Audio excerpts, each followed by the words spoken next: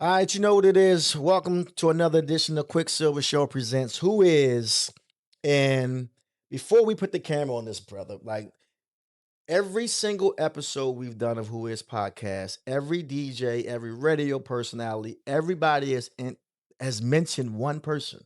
Like in some way, shape, or form, whether it was on their Mount Rushmore of DJs, whether it was on who inspired them to DJ or who they got their skill set from. Every single DJ has mentioned this guy. And I kept saying, we got to get him on. I'm talking none other than the world renowned international guy. DJ Spen is here, ladies and gentlemen. DJ Spen is here, ladies and gentlemen. Oh my God. Man, give me some love first, my brother. Oh man, no Hey, doubt. welcome, No sir. doubt. Like, Thank you. I am honored to sit next to DJ Spen, and I mean that wholeheartedly. I've interviewed other DJs on this podcast, and everybody has already given you your flowers. But for me, as a person who started as a little kid, I can remember one of the first times I mixed on V103 in the early 90s. It was DJ Spin Town. Like that's what I call like it was Spin and then everybody else. Like just thinking of what DJ Spin means. Before we really get into this conversation, if I had to ask you, who is DJ Spin? How would DJ Spin answer it? Jeez. Um, at the moment, and I guess Pretty. that would be sort of the thing. The DJ Spin exists in like periods of Mhm. time. For somebody, so this let's act like So right now somebody watching this has no idea who you are. They never even heard of you. Never heard I of the Numarx, Basic Boys, none of that stuff. correct. Okay, so DJ Spin is a producer, record label owner, and a traveling DJ, and not just traveling locally, traveling the world. Globally. Yes. So I guess what a lot of people will say is kind of like my thing. Mhm. A lot of people will say that that's gospel house. Mhm. Um and then some people will say that that's disco. And some other people will say that it's kind of the end of the day, DJ Spin is a dance music DJ. Give him I a round I of make applause. people Round of dance, and applause. that's it. So I'm sitting here and I can't remember who I was talking to first. It might have been Kenny K or Boopy. But Mhm. they kept saying, nah, DJ Spin was one of the first DJs to mix hip hop Yeah. on the radio and in the clubs. And I'm like, Yeah. no way. They're like, no. I said, no. I said, I know Spin. Like, I met him. Like, like, I know him. Like, Spin's the king of house music. They're like, no, quick. You don't remember Spin? I said, are you serious? Yeah, that's because now I know how old you are. Right. So I started DJing in 1990. Yeah, You man. started DJing what year? Without aging yourself too much. 82? So 82, you start DJing, and Yeah, like officially DJing. At the end of 82 was the beginning of what I was doing at WEBB. got you. And my very first paid gig was at what was then the Baltimore Civic Center. That is crazy. Now, you're originally from Baltimore. Mhm. East side, west side? West. Oh man, sorry to hear that. We got to wrap this in. No joke, good joke. I'm an East Side guy. But Oh, I know. so what part? We're in West Baltimore. So, pretty much Green Spring Avenue and Cold Spring Lane. Got you. So right below, the Park Heights Mhm. situation right there at 83, Got which you. was very interesting because we were at 83. We were so close to being east right. that it was ridiculous, but no. So definitely. DJ Spen, originally from Baltimore, west side of Baltimore, started DJing in the early 80s. Mhm. At what point do you credit like your first like big gig? In what year? You remember? The 82. 82? 82. Yeah, I literally, man, like we had what I'm gonna say discovered what the Numarx Mm-hmm. was Got you. in about September. Got you. By December, it was December of 82. Um, there was this record, man. I don't know, man, if you even know some of this stuff, man. But I'm still a music guy. I know, Oh right? yeah. So Davey DMX Of came to course. town for the very, very Yes. first time. And his record One for the Trouble was really huge Mhm. here. So he was in town and they were looking for, DJs to do it. So me at the time, the Numarx was only two people. So it was me and Beatmaster Mo.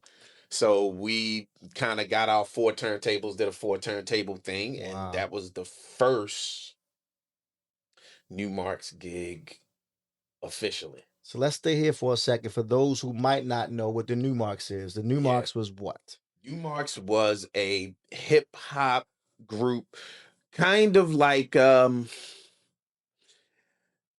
bit like the group that really sort of like I would compare it to would have been something like Stetsasonic. Yes. Right. So you got, you've got these DJ dudes and you got these rapper dudes, you got the dude that can dance, so we were more, Hip-hop. it was a straight Elements. hip hop group. Mhm. And we had different people that could do different stuff. We had the beat maker, the guy that ran the SP12.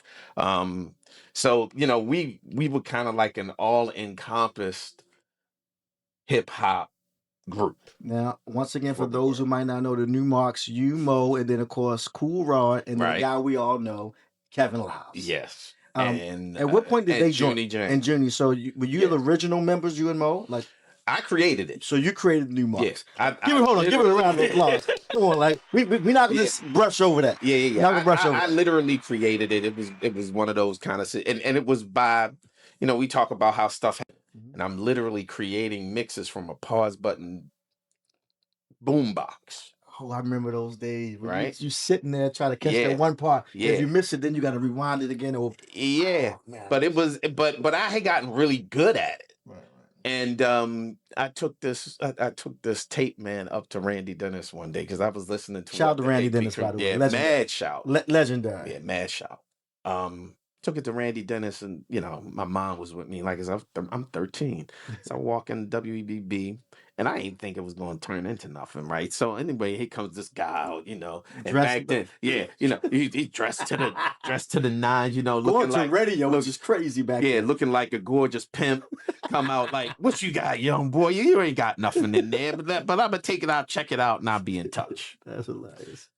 Next day, I came home because I went to Mount St. Joe. Okay. Right.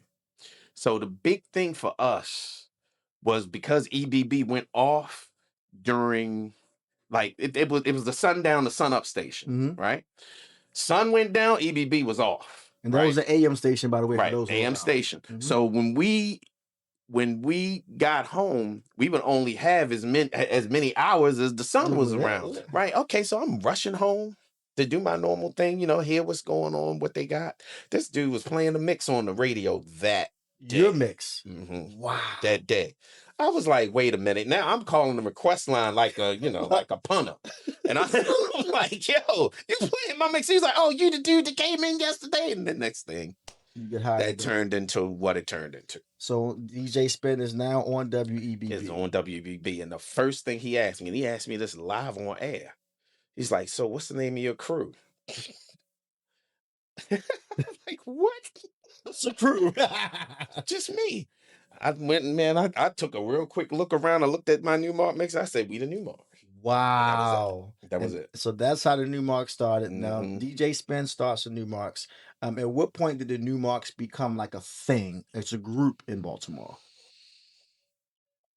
It was quick, man. It's kind of like what you were saying earlier when we were off air. I was like, man, yeah, I sent a shout out to my people. Next thing you know, right? And trust me, like, I'm in an all boys school, so nothing. We got no girls around or nothing. But every dude, was like, yo, we heard you on the radio doing this and that, the other thing, et cetera, so on.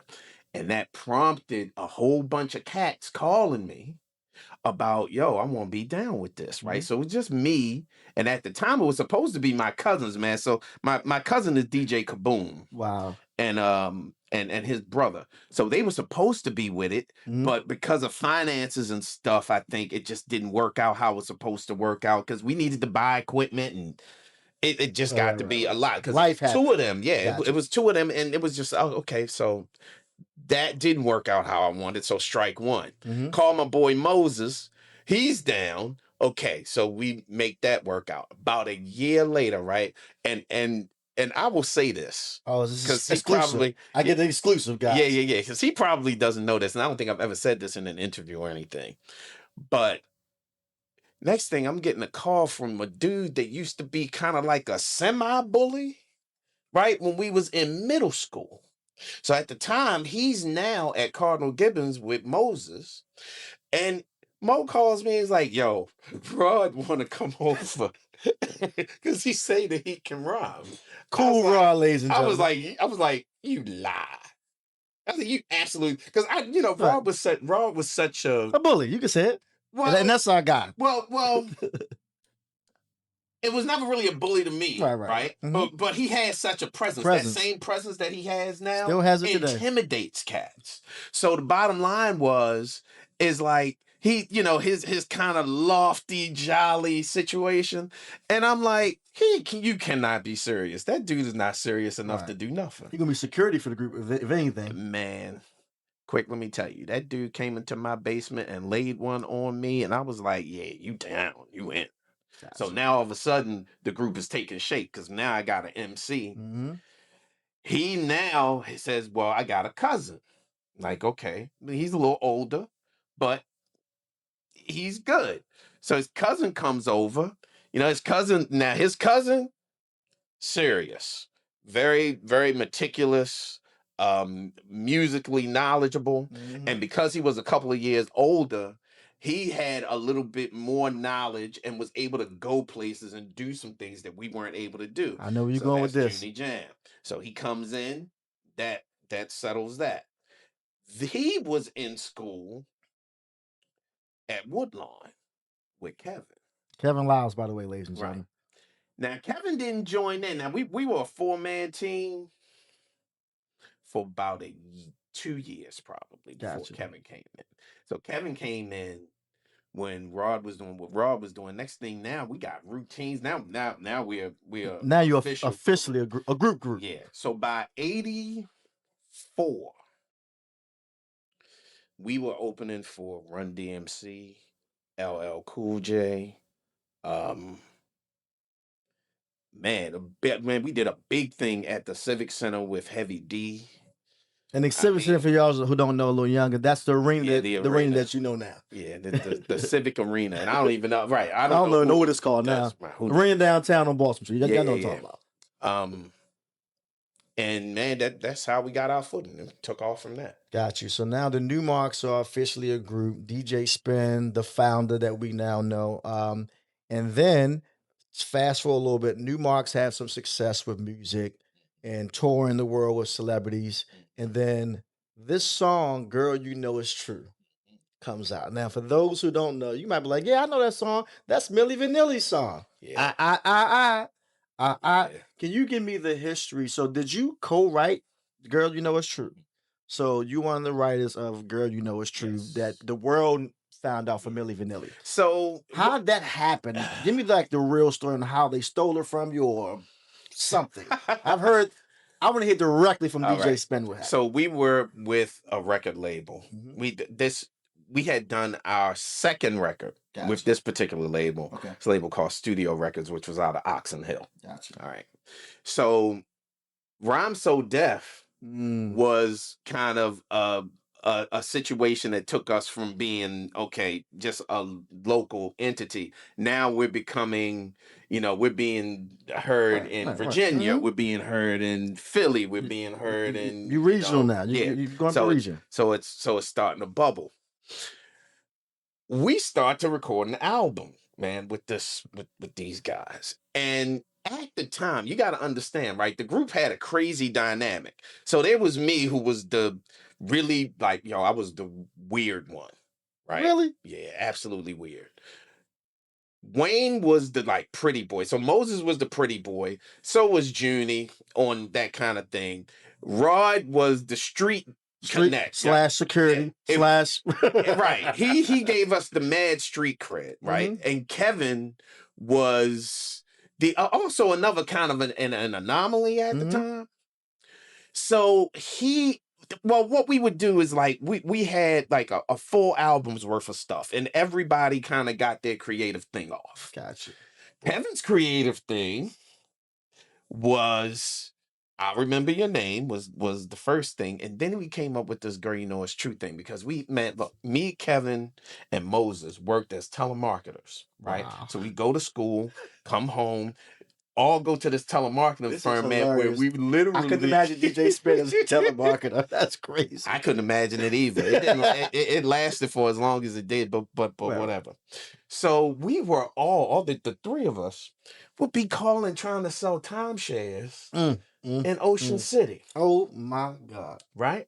You probably saw one of my granny grandkids. She had a timeshare that before she passed, she wanted to give it to me. I'm like, I don't want this thing. Yeah, nobody wanted that foolishness in hindsight. And anyway, the long and short of it is, we started selling. Now, because we did what we did, it was a good job. The guy who hired us knew what we did, so he was real lenient with us, and that whole kind of thing. So long and short of it, Kevin ends up... Well, there's a girl. There was a girl that worked with us that ended up talking to this cat named Bill Petaway. Right now, Bill was a keyboard player. He had some association with Starpoint and that kind of thing. Gotcha. And long and short of it is, yeah, man. Well, I've been trying to get in touch with the Numarx. I hear them on V103 and all of that, blah blah blah. So the girl was like, "Well, I work with them." Puts Kevin on the phone. Kevin talks to the guy Bill. Next thing you know, we're on our way to Annapolis to his production studio.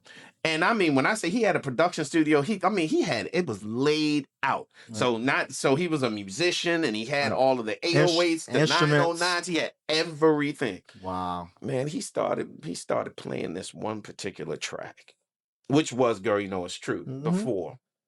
We heard that track. It was like, dude, what is that? He was like, oh man, it's just something I'm throwing away. I'm really not using it. We like, you tripping. Like, I want that. We want that. Kevin ended up writing the words basically to that because that's Kevin's thing. Rod was more the raw type guy. Wasn't really his kind of thing. Not that type of song. So Kevin wrote the whole thing. Rod did his verses. Me, Kevin, can't remember the dude's name, man. Kind of, white dude. But we sang the dang on hook. Kai Damo, who was in Starpoint, wrote the hook because all. Yeah. Okay. Yeah. Sorry. Anyway, I just triggered him. I triggered him. Sorry. Keep going though. All right. So, at the end of the day, we record the record. Again, the record becomes a regional thing. Then the weirdest thing happened, man, was we got a phone call from some cats in Germany. Now, understanding, DJ Kaboom, the cousin I was talking to you about, he was in the service in Germany. Got it. He's calling me, yo, this song that y'all made, I ain't even know who it was. I went up to the DJ and I was like, Numarx, that's my cousin. He's like, this record is big here. I was like, really? I'm like, okay, but the record label's not telling us any of that. So I'm like, all right. He comes back, the record label owner comes to us and he says one day, listen, they want to do something with you guys as a group, but they ain't really got no money. They offering like $3,000 to try and do it. But at the time, split it between all y'all. Yeah, but at the time, I'm like, yo, you better put us on that dang on plane because ain't nothing. At least back then, you right. The way that I was operating was, it's show and prove. One thing leads to another. We never hear anything else about it. Next thing you know, I'm getting phone calls from, I think the first call I got was from Kevin. And, to hear from Kevin, it's a whole nother thing. But to hear from Kevin, because they all live, I told you I lived at Park Heights and Cold Spring. Right. We ain't had no cable. One of such thing as cable in the city. These cats is calling me that got all these cable county boys situations. And they like, yo, it's somebody on our song, singing our song, jumping around, with dreads and stuff. I'm like, stop. I'm like, stop playing. So I ain't believe none of it until I saw it. And then when I saw it, I was like, okay. What's the first thing went through your mind when you see Milli Vanilli performing your song on TV? How in the world did that happen? Is the first thing that goes through my mind. How? Because what you have to understand, well, you from East Baltimore, so you kind of know. What you have to understand is that because we were as ingrained in the Baltimore sound, Mm-hmm. us, We Rock crew and all of that, we were so into it Mhm. that when other people saw it, the first thing they would be like, yo, why y'all let them steal your record? Who are those, Mm-hmm. whatever, running around doing y'all record? Why, but it was like, why y'all let this Yeah, happen? why'd you let it happen? Like, let nothing happen. So, and quite honestly, man, that was not the demise of the group. I think the group took a turn where we were trying to kind of be more, so sort of like a hip, like I said, like a Stetsasonic type crew, right? All of a sudden now we start to take this turn because now you got NWA. Mm-hmm. And you Gangster got, rappers out yeah, there. you got NWA, you got, Boogie Down Productions, you got, rappers starting to take this mad turn. Shout out to KRS, my guy. So yeah, man. So we started doing records like Girl It Ain't True No More, which was actually killer. Actually, I mean, it was killer. And I think I need to had hear a that demo. record. I think I had a demo around somewhere. I need to hear that. So we started doing that kind of thing, sort of like finding a new identity that fit. Gotcha. And at the same time, it's crazy, man. We were like working with this guy who his name was Hakeem, and he was working with Richard Burton when he was doing his whole thing with MCA. Mm-hmm. And long and short of it is, we started working with him, and the group took another turn. Jesus. So we went through like a ton of different, and we actually at one point, man, we probably at our best, we weren't even recording records. We were, I mean, we Just were touring. really, yeah, we were good, man. And we were doing like the bigger shows that would be in, like the colleges and, some of the arenas and that kind of thing. The only things that I remember wanting to do that we didn't do was like fresh festivals and that kind of stuff. If you're just tuning in, who is DJ Spen? We talked about how the Numarx started, how the Milli Vanilli situation happened. Just so I'm clear, whatever came out of it, did y'all sue and win? That's why I don't know. Like, is it still a bat? So y'all sued and won. And did they have to pull did they have to stop performing the record? Because I know. No. So they after y'all sued and won, they continue still owning the rights to it? Look, I'm gonna come back to that in a minute. Gotcha. We had gone from, and this is why I said it was kind of like the group kind of self-destructed. Mhm. We went from a 5-man group back to a 3-man group. It was me, Kevin, and Moses. As a 3-man group, the whole Milli Vanilli thing just took off. Yeah, gotcha. And we got signed by Exclusive Management, which was a management company in Philly. Gotcha. Okay. They somehow hooked us up with the lawyers who were dealing with Philadelphia International. They go and they do something. Gotcha. Next thing we know, okay, we getting a decent check.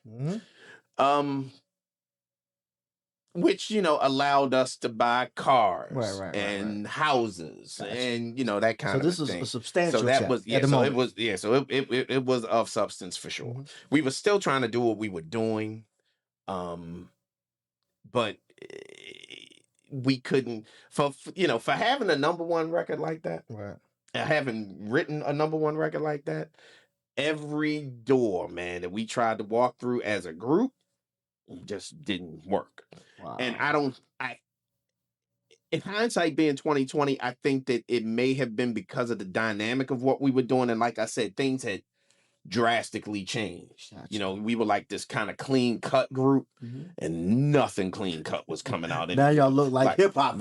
Right. Even even the positive stuff, like the native tongues kind of stuff. We weren't there. Gotcha. It's not. We were like Hammer, right? Like Hammer-ish. I get it. looking, not feeling, but looking. Gotcha. So we would like the clean cut cats, but it just didn't work. So now after Numarx, and which is crazy because, like I said, I know you as a house music DJ. So before we get to that, the transition, you're now a hip hop DJ. I now hear that DJ Spen was not just a hip hop DJ, a turntablist, like a battle DJ. Like you didn't want to go against DJ Spen. No, not battling wise. Not then. And shout out real quick. We got to shout out to DJ Kenny K. He was actually on this podcast. And if you haven't seen this episode, go back and watch Who Is Kenny K. But he was talking about how he started as a battle DJ. And he was saying, he would, he got known for beating a lot of DJs. And he was like, it's one DJ I didn't beat. I said, he said, DJ Spen. He said, I battled him back in, I think, 88 or 89. And Painters Mills, which is a skating ring, by the way, which is crazy. So y'all battle at the skating ring, and he said, DJ Spen made me a better DJ. He said, because I was so young and hot-headed, thought I was nice. Then I battled Spen, and he reminded me, little homie, relax.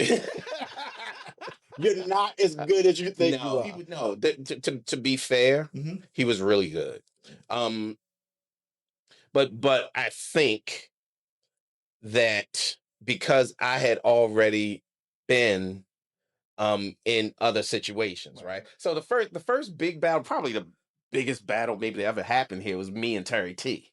I don't remember the Terry. So you and Terry T battle, and once again, shout out to Terry T, because right now most people know him as a legendary promoter. Oh, right. No. That's now. That dude. Let me tell you something, man. Shout out to Terry T, by the way. The We Rock crew was serious. And it was only 3 of them. It was 5 of us, but it was 3 of them. And the other thing about the We Rock crew is that they had serious street cred. Yes. Right? Yes. And that dang on universe was there. He had just tracked all the dang on women. It was ridiculous. So the bottom line was, when we battle, because and all that was the other thing. They were on WWIM, we were on WEBB. So there was already a thing. Gotcha. These are the radio stations, by the way, people don't know. You're really good. You're really good. Oh, thank you. Thank you, though. You're who you are because of who you are. So one night, man, at this place called Plato's Wheel. I've heard of it, but I wasn't old enough. You trust me. I was filling diapers. Man, that was some treacherous jazz. I want you to know. But long and short of it, we went and we battled. DJ Spen versus Terry T. Yeah, and I was sick that night, much like I'm kind of like I am right now. I'm like had this cold kind of thing, but I wasn't really feeling good, and I wasn't feeling like doing it. I think that's the best. That's like the worst time to mess with me. Because if I'm not feeling good and I don't want to do it, then I'm gonna do it just to get it done. Right. So long and short of it, I won the battle. I was about to say, who won the battle? Oh no, I won that. Wasn't close. Yeah. Well, Terry T gonna be in the comments like, hold on, quick. I think I got him one round. Terry T was good. Right? And I'm just gonna put it out there like it was. Terry T was good, but at least from what I saw, which was why, because I would study everything. Like literally, okay, I gotta battle this dude. What is he doing? Okay. So he's doing that. Oh, but I can do this. Oh, and if you're doing that, then I can do this with that. And then I can do this with that with this. Yeah, combat everything you thought of. Right. So he started. Right. Which is the bad. It's bad in the battle, by the way, DJ. It is. Because I think maybe had it been the other way around, it would have been a little bit different. But he started. And he was just basically doing kind of like simple, what I looked at the time was like simple routine kind of stuff that he would be doing behind, in the basement. Yeah. Somewhere. Behind Universe and Jeffrey. Right. So, okay. I was like, oh yeah, this is no problem. And it was crazy because it was like, I remember it being one of the first times that I ever, like, normally I don't say anything when I DJ. Like, even to this day, I don't really like it. Speak with your hands. I'm using the mic. I'm doing all kind of craziness, man. And I was like, and you have to understand this too. They were so popular that when he was finished, they made noise. like in on there. like on Juice. They went in. So I was like, yeah, all right, I gotta put my best foot forward. And if I do that, I still might not win. And we not in our territory either. We on the east side.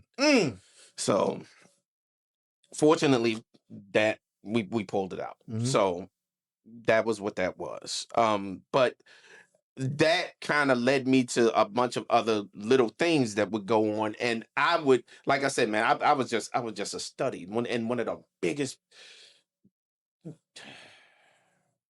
between Cash Money and Jazzy Jeff. Philly and Philly. At the time, right. I mean, Two at the time. Two of my friends, by the way, dope DJs. Yo, man. Look. I just played with Cash Money in Houston recently. He still got the skill. Oh, no. That's what I'm saying, man. I mean, I was in Ibiza with that dude years ago, and I was just like, okay, yeah, you still got it. Yeah.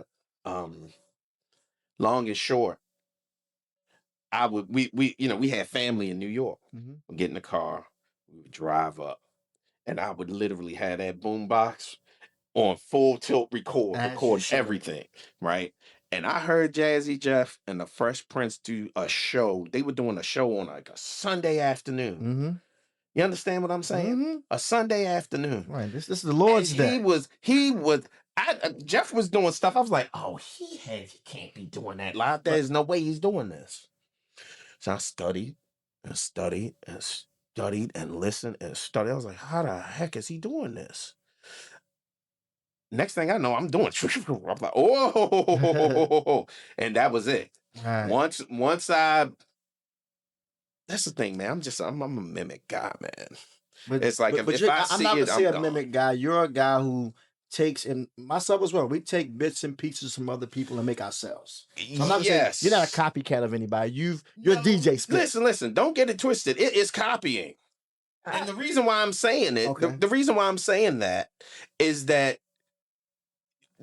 Jeff, Grandmaster Flash. I mean, these dudes literally created that. I know. Right? So bottom line is, yeah, after they do what they do, you insert what you do, but there's a foundation for you to get to a point where you do what you do. And you do what you do, and then you shoot off. So it's a copy piece. I don't care what anybody says. Give you that only because when I first got into business 1990, DJ Booby was the guy with the mixtapes. And I told Booby when I interviewed him, I said, I would buy his mixtapes and I would go home and play them and literally pause and play and try to mimic his scratches. Exactly. And then I'll pause and be like, now that don't sound like Booby. And I'll go back until I got his exact scratch, his exact drop. But that's the key. The key to it is the study piece. Yeah. Right? It's like, these dudes, man, all of them took me, even Booby. Yeah. Right?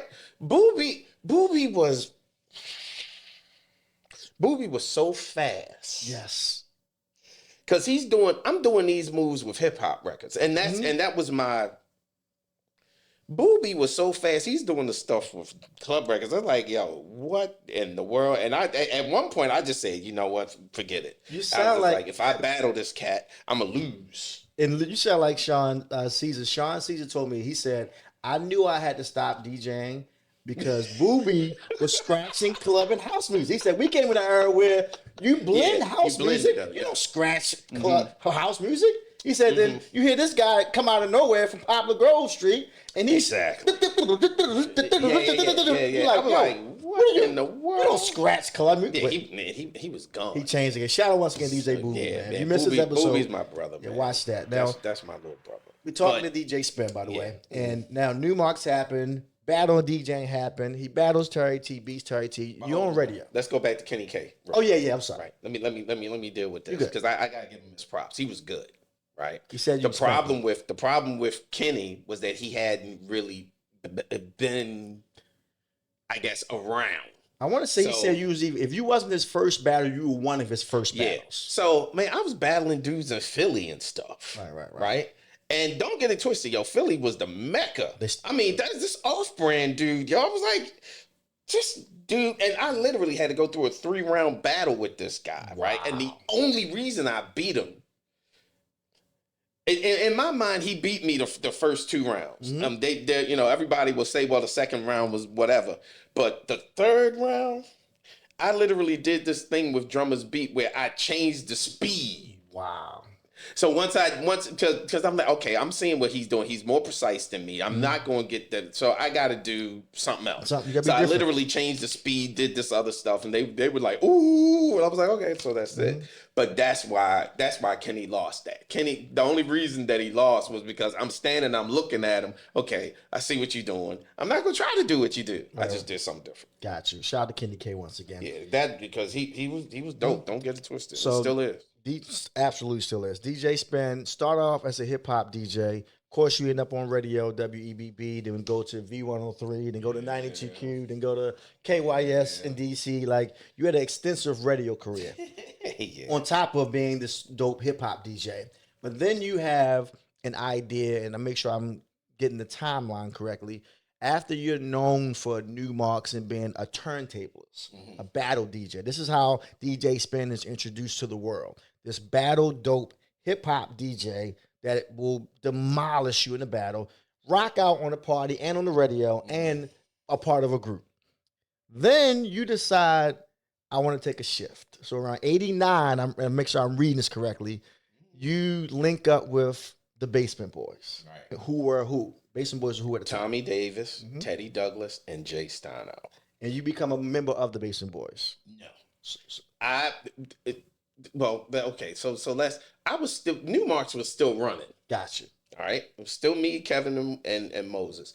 We had just started to do our own records. I mean, when I say that, it's that we weren't leaving it to somebody else to sign us or anything. We pressed our own records and distributed pretty much our own records. So we did a record called "Do It Good." Now, which was I think the beginning of the end for this. We did a 3-song demo, right? Kevin was basically the lead vocalist at the time. He was the only vocalist that was left. Kevin Lyles. So 2 of the songs is him. 1 of the songs is me, and the one song that's me is the more up-tempo one. Now, it wasn't house at first. It was more like a pump up the volume kind of record, but with a vocal on it. And it was never meant to be anything other than, let's do a little bit of a different dynamic. Give Kevin a break. I get out, I do whatever, and then it does whatever. Okay, gotcha. This was the record that everybody liked. That's how it be. That's how it be. So we ended up doing it. And at the time, there's this other abnormal growth coming out of Baltimore City, right? Ultra Nate, who had a deal on Warner Brothers. Crystal Waters, who had a deal on Mercury. Mass Order, who had a deal on Columbia. And those guys who had a deal on MCA. All 4 entities was the Basement Boys. Gotcha. Right? We standing around doing this hip hop stuff, and we doing it out of our pocket and whatnot. And man, look, yo. So I remember, man, we had "Do It Good," right? So it was a double single. So the hip hop thing on one side, house thing on the other side. So I remember, man, having a conversation with Frank because Frank's ski. Frank is playing the record, but he ain't playing the hip hop side of the record. He's playing the house side. He's playing the house side. So I called him and I said, "Yo, wait, what is the reason? Y'all don't like hip hop no more?" No, he's like, "Yo, y'all version ain't got no bass in it." He's like, "You turn that record over, y'all got all this bass," and I was like, "Okay," because at the time, I didn't know anything about sonics or anything like that, right? And we were depending on the engineers and, the studio personnel, man, to do the records and make the records sound. All we know is we wanted the records to sound like that. Well, how come a record don't sound like that? I don't know. You can't do nothing about mixing and mastering. Yeah, so that's a whole nother thing. Anyway, long and short of it is, they came to Philadelphia, and it actually was just Tommy and Jay. They came to Philadelphia and mixed "Do It Good." Wow. Right, for us.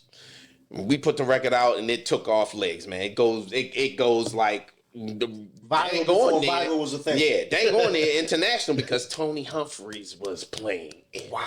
Shout out to Tony Humphries, by the way, ladies. Big shout. Big shout. So that record, man, it just blew up in ways that I wouldn't imagine. So now we're going through our internal problems with the group. I'm in college. I got all of this stuff going on. So I said, you know what? I'm putting the brakes on. I'm still doing the hip hop thing. I still got the radio thing. I'm doing all of that. Right. But I need to put the brakes on because something is wrong when you got somebody in your own dang on town that got four major deals and you can't get one. Yes. Read the room. Exactly. So I took a step back. I went to go and work with them. And at the same time, man, I became a ski J too. I started working with Frank. Did not know that DJ Spen was a ski J. Yeah, I was. Shout out to Frank Ski. For about 3 months. Keep going. Keep going. Which you know, I mean, man, one day it would be good, man, if me and Frank get into a room and hash it all out. It would be crazy. But anyway, long and short of it is, that's the kind of that dynamic that's going on with me. So I'm doing, I was working Metro 2 during the day. Which one? Plaza. Rice Sun Road Plaza. When they first opened. So doing Metro 2, leaving Metro 2, going to work with Basement Boys. Because at that point, I was trying to be some weird version of Will Smith meets Jazzy Jeff, but all in one I got thing, you. right? Literally, I can see that too. Yeah, literally, I was signed to Basement Boys as a artist. Gotcha. Right? So an artist and all of that. And I was working what was then which was then WWIN at overnight because that was a part of my internship. Gotcha. So I was doing that from like 12 to 6 in the morning. So, and repeat for 2 years or 3 years straight. This is the grind. Right? So I'm learning the whole how to write songs. Write songs. So I wrote songs on Ultra's first album. I wrote a song on Crystal's album. I was doing a lot of the pre-production work at the time, like hands-on, like, yo, this thing would do it good. That ain't happening no more. I'm going to learn how to do this. So man, mad shout to Jay and Teddy for allowing me to kind of cut my teeth as a producer. Gotcha. Remixer.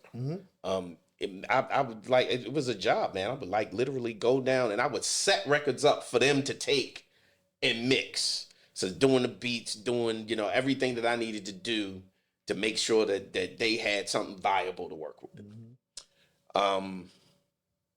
And I mean, man, I did that exact same rotation with the exception that WWIN became Magic 95.9. And then I started that Saturday, what Griff is now doing, which is the Flashback Saturday Night Dance Party. All of that stuff kind of happened within this period. All the stuff started by DJ Spen, by the way, man. Like, he keep on trying to brush over stuff and play this little humble card today. Look, you can leave the humble outside. It's okay to talk your stuff. Man, if I don't stay humble, you don't want that, DJ. I know you're humble, and I know that, but the WhoIs podcast, this is the one where I give you your flowers. So, like, if you started something, it's okay. Like, this is the bad part about the industry we're in. If you speak a fact, someone will say you're bragging. That's the bad part. We live in a world now where you're not bragging. You're not. You're just speaking facts. I definitely don't agree with that. Right, but you speak facts. Right. Yeah. So yeah, all of that stuff. You know, I mean, the 92 cute thing. All of that stuff starts happening. Dope. 1995.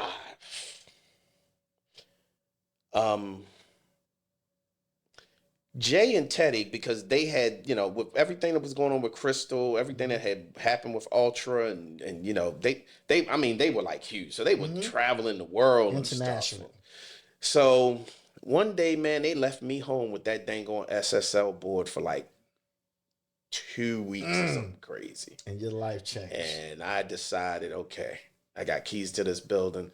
I decided that I'm going to make my first kind of DJ Spen production. Gotcha. And at the time, Basement Boys had just started their own record label too. So I said, okay, I'm gonna create something. So I did this record, man, called The Feeling, and I literally, man, called every singer that I knew. Once we came up with the track, I called every singer that I knew, man, and shout out to Fruity and Vonita and everybody that started Jasper Street Company.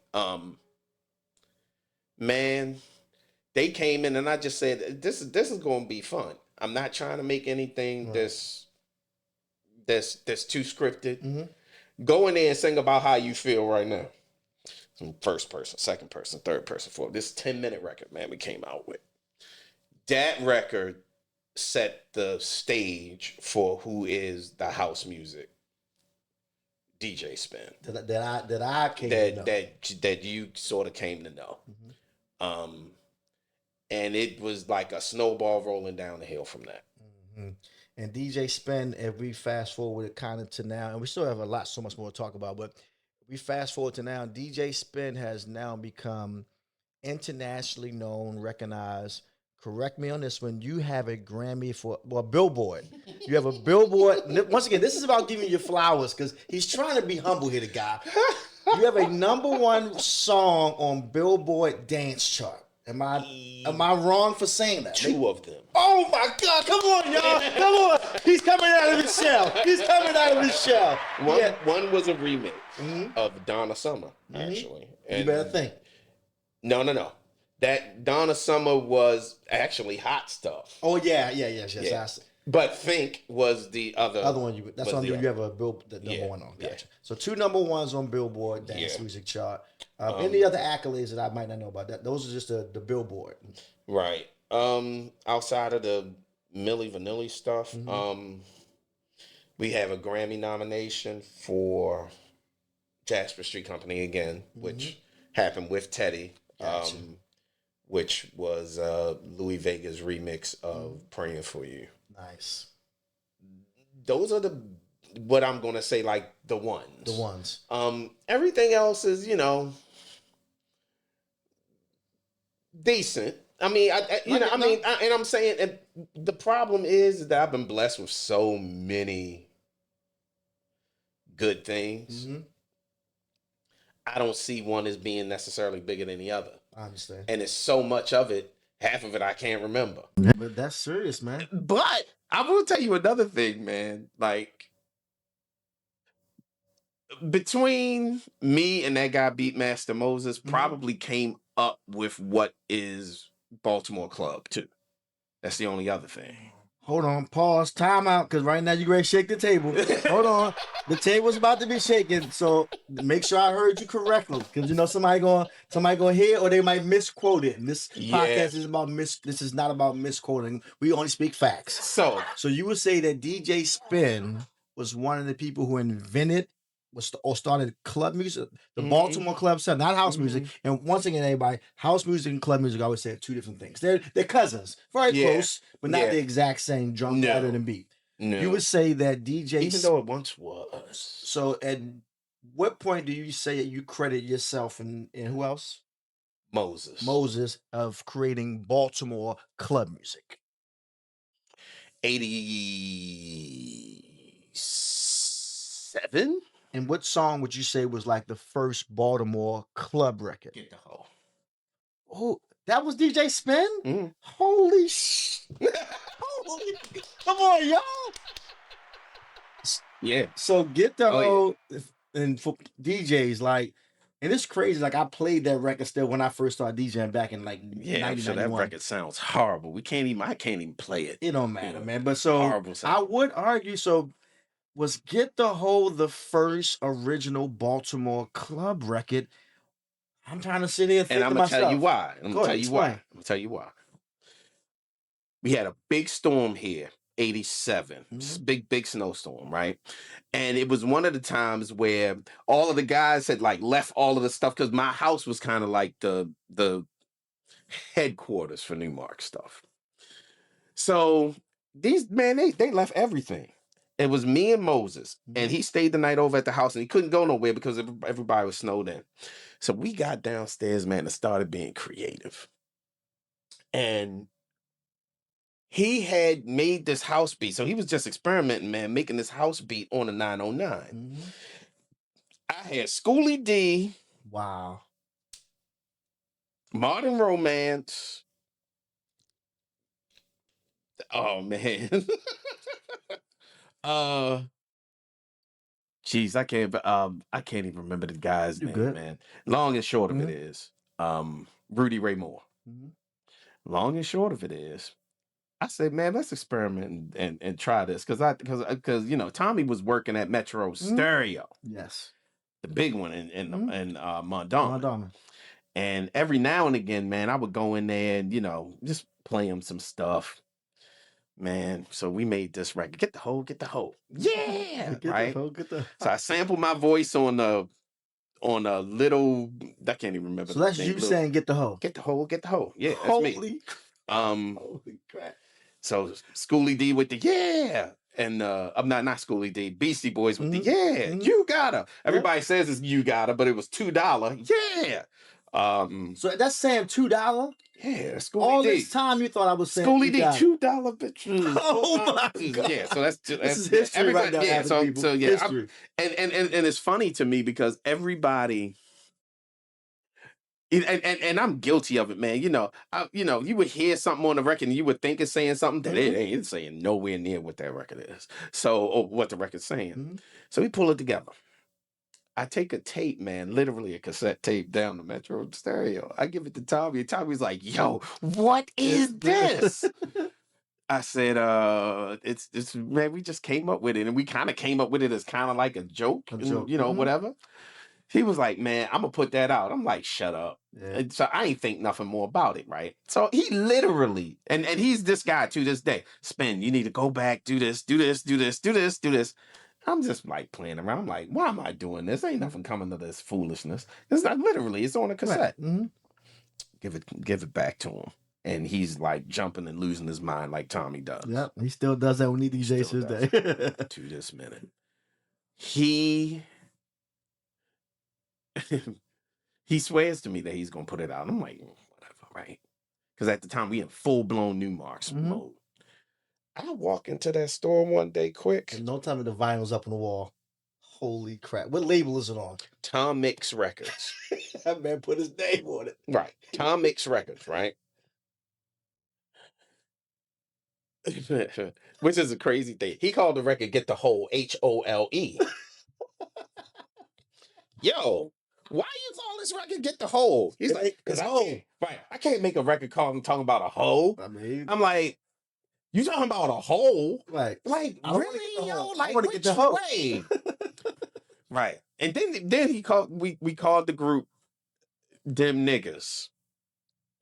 And he didn't want to call it just right NIGGAS. He wanted to make it seem feng shui. I mean, was GGAZ was AZ? Yes. I'm sorry, this is hilarious. It's absolutely hilarious. That record hit Billboard. It did, man. So make sure I quote this correctly because I'm big on facts. Are we saying that DJ Spen would argue, because somebody gonna argue in the comments, that you created Baltimore, you were the founder of Baltimore club music? We were, I'm gonna say the foundation of it. Number one, we were the first to do it. So that means the founder. Right? We were the first to do it. It solidified kind of like this weird sound with like hip hop meeting house music. Which is what they, and then, man, next thing you know, it just took off from there. Took off. And what I will say,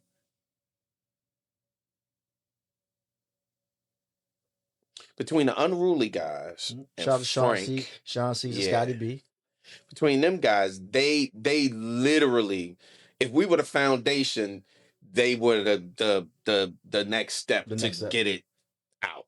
Do you consider Doo Doo Brown by Frank Ski a Baltimore club record?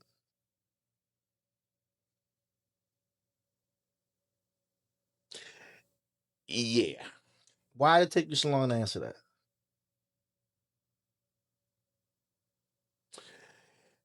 It really, to me, is more of a hip hop record sort of more like a hip hop record meets that Florida type sound. Mm-hmm. He did use the You Bad system, right? But realistically, in my mind, see where this is coming from? It Takes Two also has a really big foundational aspect of what Baltimore Club is, right? Frank leaned that way with that record because he's got the hip hop element, you got the rapping going on, blah blah blah. Most of the what I'm going to say Baltimore Club records, the bigger ones, is sample based. Yes, not rhyming, not trying to word play, not doing none of that, blah blah blah.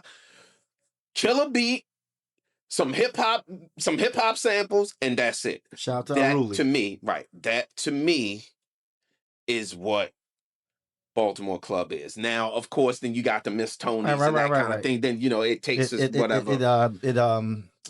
It evolved. Yeah, that's what I'm looking for. But man, the foundational aspects of this stuff, man, is like pick them up.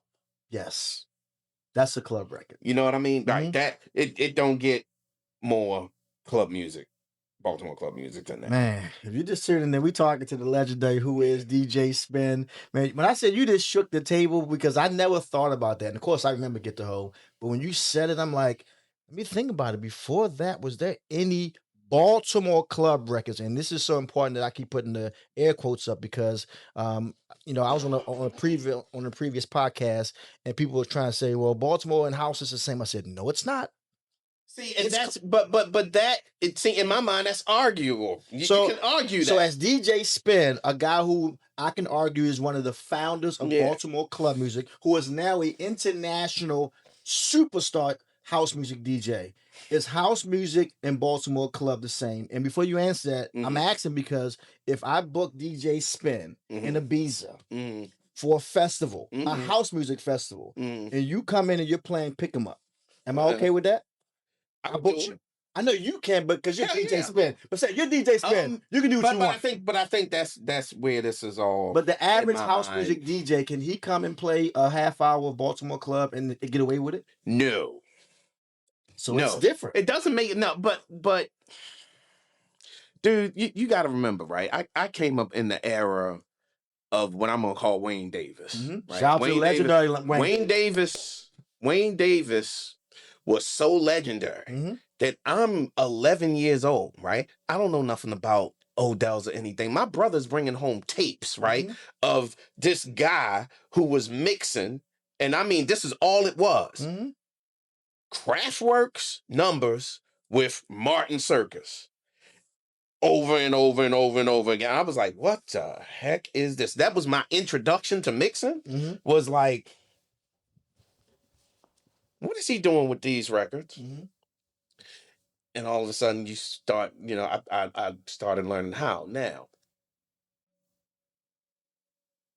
Numbers, Planet Rock, right? Electric Kingdom, Cybertron, right? All of those records, in my mind, were another sub-foundation. Like those are club records, right? Or house, right? Because don't get it. Look, I didn't know what I called them. The electron. Well, the world looks at that as like the early electro sound that came after all of the records were being organic. Gotcha. Right. Orbit and the Beat Goes On and all these records. I got you. Okay. Now you got to look at that little merge where house music came along and where all of the house guys, the Chicago house guys, I'm not talking New York house guys, because that's a whole nother thing, right? Because there is a battle about where house came from. Where would you say it came from? Disco. Gotcha. Bottom line. Gotcha. Disco. Because all of the earlier house records were trying to mimic what was going on with disco, right? Frank Ski did his own version of Doo Doo Brown, which was Luke Skywalker, which came out, I don't know, a year or two earlier. Out of Florida. Right? Shout out Uncle Luke, 2 Live Crew. Right. Because Frank was here in Baltimore and he had such a hold on what was going on, he would play those records with house records. And I think surely because the speed was same BPMs. You talking so it was nothing for you to hear like a Jack Your Body and then come behind it with I don't know, one of Luke Skywalker type records, I mean, throw the D or something. Right. I mean, that's what we was doing. So that's why I'm saying, like, in my mind, when Baltimore Club really became Baltimore Club is nothing but a ghetto version of house music. I agree. Okay? That's really all that it is. And then when you take the elements of everything that was going on at the time, man, I'm telling you, man, Change the World is It Takes Two, man. Change the dang gone world. Facts, man. You just tuned in and we're talking, of course, to DJ Spen. Now, here's a question I always wanted to ask DJ Spen, because you're such known for house music, but also one of the founders of Baltimore Club. How do you honestly feel about EDM, the electronic dance music culture? Because, I know how I personally feel, but how do you feel about EDM becoming, as I would say, something that derived from house music, club music, that they put a light show and a show behind, called it EDM, aka electronic dance music, then they blow up and make hundreds of millions of dollars off of something that we created. How do you feel about that? I don't think I feel any kind of way about it. And the reason why I'm saying that is because, look, man, everything has to evolve. Nothing lasts forever. Nothing. I don't care what it is, right? Disco died. Okay, you move on. All right. You move on to this thing that the dudes was doing in New York, but they never really named it. And now you got the guys in Chicago that's calling it house. Then you got the house thing that turned into kind of like the Baltimore Club thing. Then you have this weird thing with what was house music that's still house music, but it came back. So now you got C.C. Peniston, Crystal Waters, Alternate. It turned into something else. Then that died off to really kind of focus on what was going on with the hip hop stuff. Yes. That's when Puffy and them came around. Puffy and them came around. They changed everything forever. For everybody. Right? Yeah. They changed it for Then the house music thing kind of goes back underground, which was real good. Which is real, real good. Because now you got a little bit of a separation and you have, you have the definitive house thing with the hip hop thing. And if you were really good, you would combine them. Gotcha. And you could combine them and it would be okay. One thing you just said, I don't mean to cut you off. One thing you just said was, because I like to give the history on the WhoIs podcast. Would you say that house music started in New York or Chicago?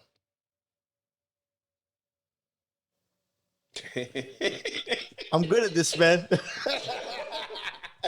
Because you put me in a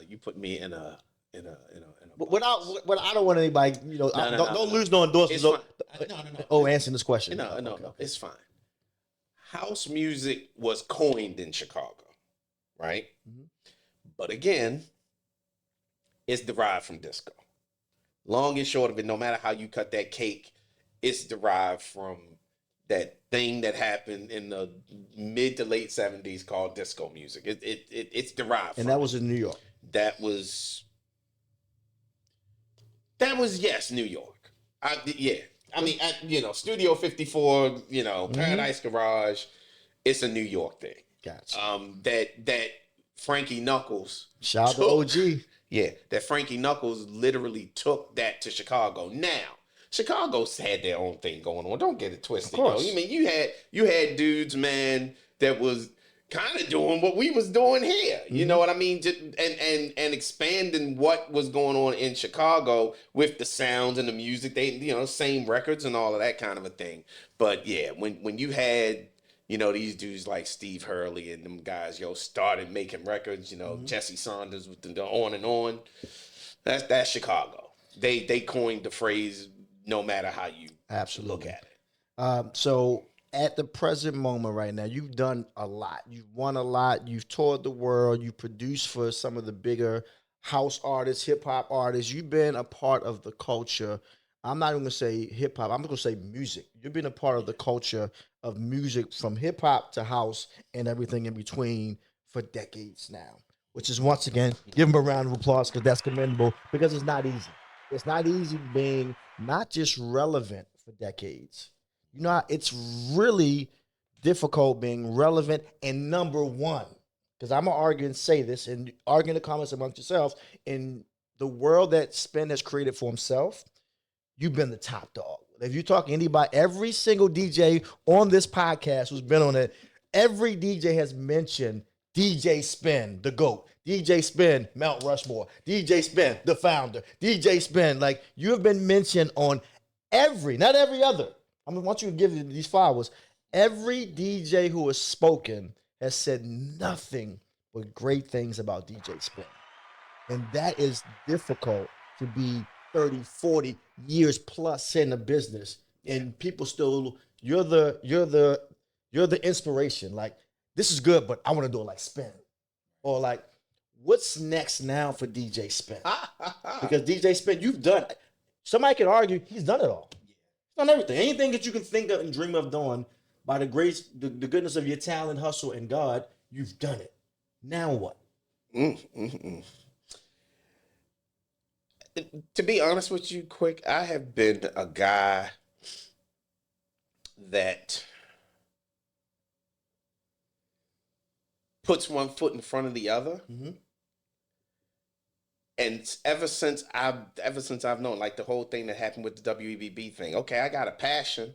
I just moved towards it, right? And that passion might change because at the time it was either going to be one of two things. I was either going to be a comic book artist writer, right? Or it was going to happen something with music. And anybody will tell you, my comics collection was probably bigger than my record collection. Wow. So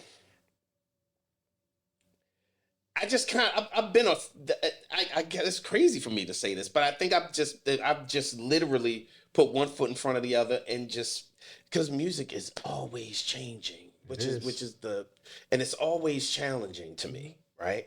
Even now, like the whole AI thing, man, that like came out of nowhere, and it's like, whoa, like what's this? Right. But then, but I'm also like, what's this? What's this? Right.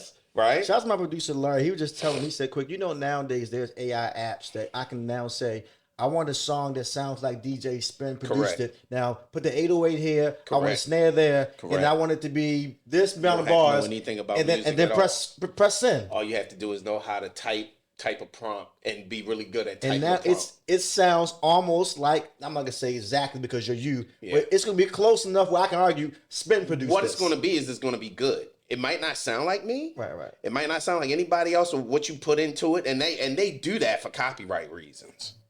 Right? They can't give you exactly what you ask for. Because if they give you what you ask for, DJ you Spen's could be infringing. Right? I got you, Spen. I got you. It's good talking with somebody that understands. Come on, I got you. So that's the reason that, I mean, like, I'm messing around with it with my wife. My wife and I are doing some things. So she was working on this one song. I said, man, woke me up out of my sleep. I'm like, that's killer. I said, can you get it to go back and edit this, edit that, do this, do that? Yes. But when you go back and you ask it to edit, it will never give you the same thing that you asked for. Got you. It'll give you something different because even that's a copyright infringement. Wow. Right. Man, DJ So Spen. when you look at it, it's crazy. Like, it literally is crazy. But that a lot of that's coming to end now, thanks to Warner Brothers and yes, facts. MCA. Thank you. Now you gotta get back to actually working again soon. Yeah, you won't be able to do too much without. I heard today that the latest is that now if you are using anything that is AI created for commercial use, you have to have a license. I'm not mad at that. I'm not mad at it either. all. I think that it because at some point, whoever's the creator of this AI stuff is going to challenge somebody that says, "Hey, I put this in AI and this record is number one." Now the guy who created AI can say, "Well, are you sure about that? You kind of told me what to do, but you didn't create any of it." That's my record. Right. DJ Spen, before I give you your last flowers in closing, one question I always ask to shake up the table. If you can answer this, if I had to ask DJ Spen, who is his personally for you, who is your Mount Rushmore of DJs from Baltimore? From Baltimore, from here. From here. For you personally. This is when you Has anybody ever given you more than one person? Well, Mount Rushmore was 4. 4. That's what Mount Rushmore is. Y'all tell. I'm getting. Okay. Your top 4. These are top 4 for whatever reason. This is the 4 guys or girl, whoever inspired Spen or something. Like these are your 4 go-tos. And this is from an inspirational standpoint. However you want to put inspirational that you feel as though these are the 4 tops. And you can put yourself in it, and I hope you put yourself in it, by the way. Oh no. I mean, you and everybody else's, by the way. Just so you know, everybody, I've asked this question. Yeah. DJ Spen has been on theirs. Every DJ has said you've been on theirs. Wayne Davis, number 1. And the reason I'm going to say that is because I didn't even know what DJing was. Hearing this dude on a cassette tape that my brother brought home. Gotcha. At 11 years old. But that definitely Wayne Davis. Gotcha.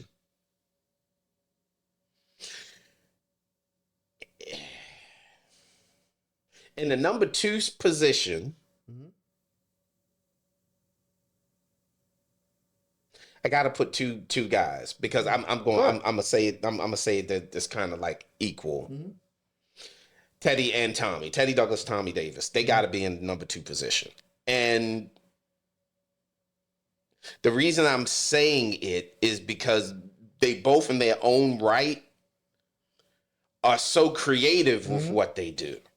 And I'll give you, Tommy is probably more like, I mean, everybody sort of came from out of this kind of like hip hoppy kind of thing. But Tommy was really, really technical, very creative with whatever he was doing. Man, when I was literally coming along, man, I'd never heard somebody do what Teddy Douglas does. And don't get it twisted, right? What I will say about Teddy Douglas is that he's a long player. And what I mean by a long player, he's the dude, that will DJ for 5 hours. His first hour, second hour, oh, I see something there. Third hour, look out. Fourth hour, he in the zone. Fifth hour, you giving them standing ovation. Right. So that would be Teddy. Gotcha.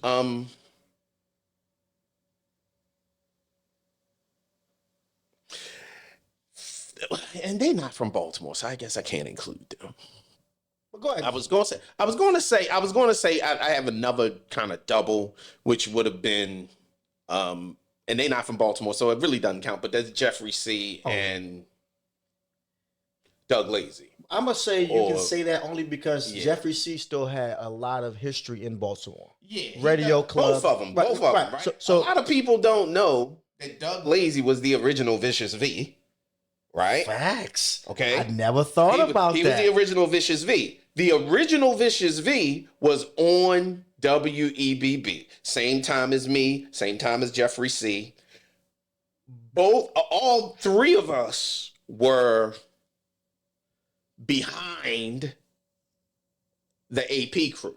Gotcha. Right? AP crew was the first to come in Baltimore, but I can't say, the guy from Columbia and the rest of them dudes was from New York. But that's what kind of planted that kind of seed. So I guess I guess I'm gonna do that in position 4.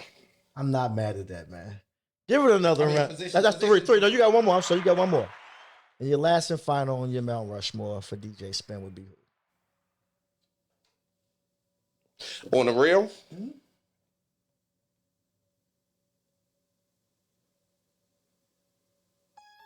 charisma. I'm not mad at that, man. Tell us why for somebody who might not know why. And I know why, but